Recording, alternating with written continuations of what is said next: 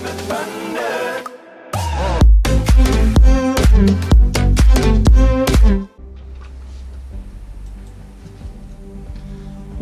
up, you guys? It's Jonno! Welcome to episode 5 of my Fortnite Save the World series. Yes, you guys, I am doing a vlog series on Fortnite Save the World. I've been loving this gameplay, you guys. I gotta say, I'm really enjoying it. So let's just hop right into it, alright? I did another couple of hours of gameplay and condensed it down to an episode for you guys. Of course, we've got our llamas right up front in the beginning of this episode, alright? I wanted to get you guys those exciting llamas as quickly as possible because they are just so much fun. And today, we have an exciting treat. We got a free Into the Storm llama, okay? They have all these long, complicated names, but it's basically the neon llama, alright? You guys, the neon llama, it's called an Into the Storm llama. We are gonna see that. They gave me one for free. I've been saving up the tickets and I have got about halfway enough tickets, but they gave me one for free, which is super exciting. Look at this thing. It is neon and glowing and crazy and awesome. So wow, good job on that. I really love their llama system. I got a llama in multiplayer the other night and I was freaking out. People on the stream were like, no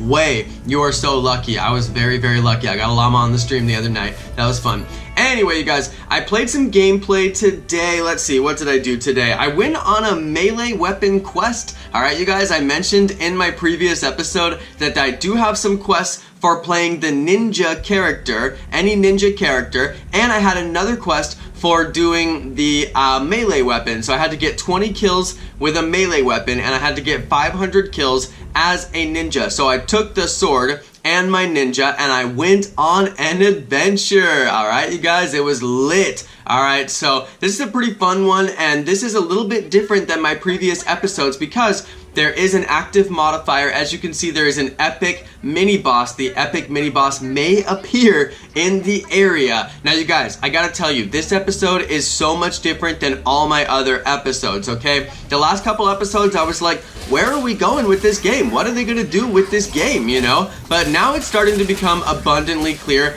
Every single time I do a level, I do something new, and it seems like there's nothing new, but there actually is, alright? So the last episode, I was like, it's getting kind of repetitive, but now they're starting to add in features, and I'm realizing that this is eventually going to get so complicated that you cannot play it as a solo player. You must do it in groups. It's intended to be played in groups, so that's a big thing that I took away from today's episode. Now, you guys will notice I got knocked down for my first time, and I learned how to double jump for the first time. The ninja has an ability that it can double jump, so that was helping me out a ton on this level, and I officially love the ninja because of the double jump, so that's really cool. And they did add in a new feature. There's these new, they're like tombs, and they spawn all of these monsters. Once you go and attack the first couple of monsters, all these other monsters spawn, and once you clear them, you get that gift that you just saw. So the gifts are kind of worth it, but it's just one of those things on the map to kind of keep you busy.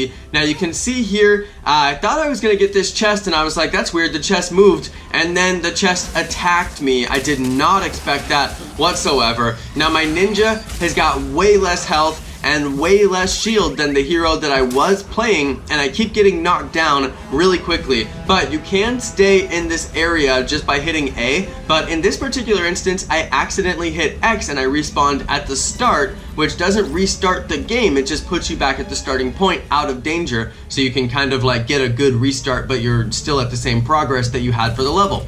It's really hard to fail these levels, you guys. They basically won't let you fail the level, even when the atlas is getting completely messed up and totally beyond like destroyed, you know, they still let you repair it. I was gonna say beyond repair, but it's not beyond repair because they let you repair it. So anyway, I just spent a lot of time like walking around the level trying to find hidden stuff. I did find 2 new kinds of chests. These are safes. You may have seen the less complex safe that I just opened and the super complex safe that I just opened. They're very hidden. It was hard to find those. So props to myself. Big old pat on the back right there because I did manage to find that. So this is where I actually failed this level. I spent an hour on this level and then I failed it, and I was like, I actually suck right now. I didn't actually fail. They would have let me repair it, but I was so disappointed with myself, and I knew that I could do better if I planned better and if I built better traps. You can see I've got no traps you know, in the place where they actually entered the wall, and I was like, I know I can do this better. And that big boy right there, look, he doesn't attack anything aside from the walls. He just goes straight for the walls the whole time. I'm like, that is a straight destroyer. You guys need to get rid of him.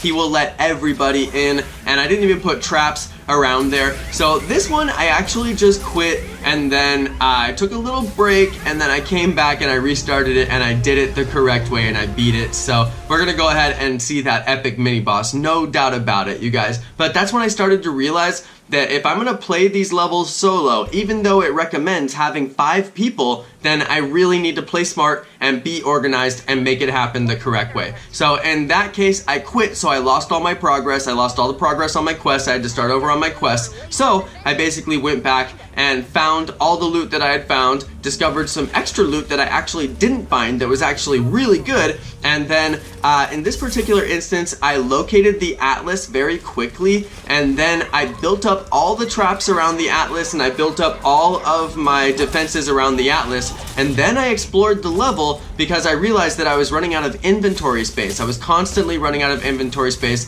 I did a ton of recycling while I was playing this level, and I had to recycle to get inventory space to hold all the traps and different things that they were giving me. So that was super critical, and then once I realized that I should build the atlas, I should build all my defenses around the atlas, and then build all my traps around the atlas, that cleared out my inventory, and I was actually able to play the game and go and clear all of the different areas and collect all the items. Because what was happening was I would get a chest and it would give me some traps and it would give me some weapons, and then I would drop those weapons on the ground because I was all overstocked. Once I did the recycling on all of the melee weapons that I don't use and that I have no intentions of using, and then I recycled a couple of guns, and then I actually built all my traps, and then I was good to go. I actually had a really fun time playing the level, and I wasn't overstocked the whole time. Now they call this an encampment. Alright, you guys, you can see once I attacked basically the sentinels, the guys who are standing there that are sleeping, once I attack them, it activates the whole encampment, and then you have to defeat every single monster, and then they will actually allow you to get your reward. Alright, and you can see there my inventory was a little bit full. This was probably my favorite clip of the entire episode. I found out you can shoot the thing that they're holding and it will explode and kill them, which is fantastic because you don't have to deal with them whatsoever. So that's great. And then this was another one of my favorite little series of clips. I was just doing some exploring and I had the double jump, so I was using the double jump and I found some fantastic areas. You guys may have noticed I hit a gnome right there. I hit a gnome and it gave me some kind of a purple crafting material. Those purple materials are fantastic. That's what you're looking for. And I noticed every time I find those hidden gnomes, I smash them and they give me really cool stuff. But I did farm my way all the way up to the top, the highest point on the map, and then I found a chest while I was up there looking down, and the chest had really good stuff in it, and you can see it dropped the gun there like I was talking about. So I had to do some extra stuff. This was pretty cool too. This is a new feature. They keep on putting new stuff in the game to keep me excited and engaged and interested, and this definitely worked. Look, all those crystal pieces went out in different directions, but I didn't get it. I was like, what the heck just happened? And then I'm like, whatever, moving on. So I just move on, and then I eventually did come back later, and I figured out, oh, I need to hit all these crystal pieces, and then it gives you a gift. So just some little new features here and there, but that's when I started to realize, like, there's whole sections of this game that I'm totally missing, like the double jump. Because of the ninja, they all have different abilities, so I haven't even seen the abilities on the other hero types. For some reason this ninja is not able to pick up the fragments like the llama. I can't pick up the llama. I didn't get any llamas in this game because of that. But yeah, kind of interesting. That was kind of strange. But then that fragment thing gave me 4 blue orbs. By the end of this match I had like 30 blue orbs. I found so many blue orbs. I found 2 of these things and they each give you 4. And if you walk far enough away from them, then they deactivate and you have to go reactivate them. So you want to stay nearby and find those crystals really quickly and then do that real quick.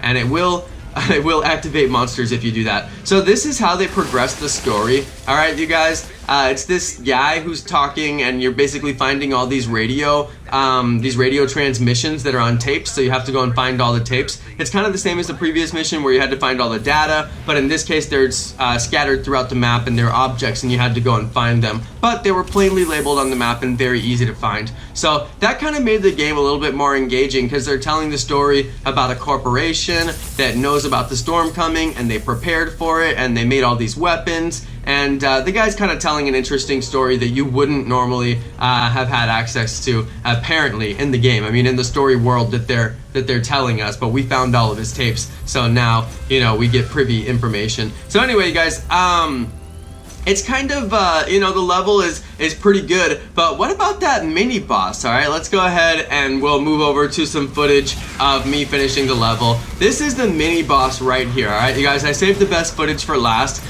This is when I realized I am absolutely not going to be able to play this game without a team. You cannot kill this mini boss, alright, you guys. I don't know if he's regaining health or if I'm just taking no, I'm not doing any damage to him. He was giving me fire damage. I was making him chase me through all the traps. I eventually figured out that if I made him run over all of my traps, he really couldn't hit me because they kept slowing him down. So I just kept running him back and forth over the same traps and shooting him from a distance. And then every once in a while he would get distracted and he would go attack the wall, and then I would shoot him some more, and then he would come back at me. So it was kind of interesting to watch his mechanics. It was really nice when he wasn't attacking me, but obviously I don't want him destroying my wall. Once he got done destroying the wall, he like let all the monsters in and then starts chasing me so he can distract me so I can't fix the wall. So anyway, there's a very, very good logic on this particular being, and I realized there is no way that I am going to be able to beat this thing. I was running him back and forth and it just was not happening. You can see I did barely any damage on him whatsoever. So I was pretty worried, but you can see the clock is counting down and I was able to beat the level without defeating the epic boss. So the epic boss is just there, and all you have to do is survive a certain amount of time, which I was able to do due to my good planning. I came in with a bunch of traps, laid out all the traps, and then went and found more traps within the level, laid all those out. Mostly ground traps I find are the most useful, and then I use the short walls to block them off so I can shoot over the walls, just like they taught you in the beginning tutorial. It works great.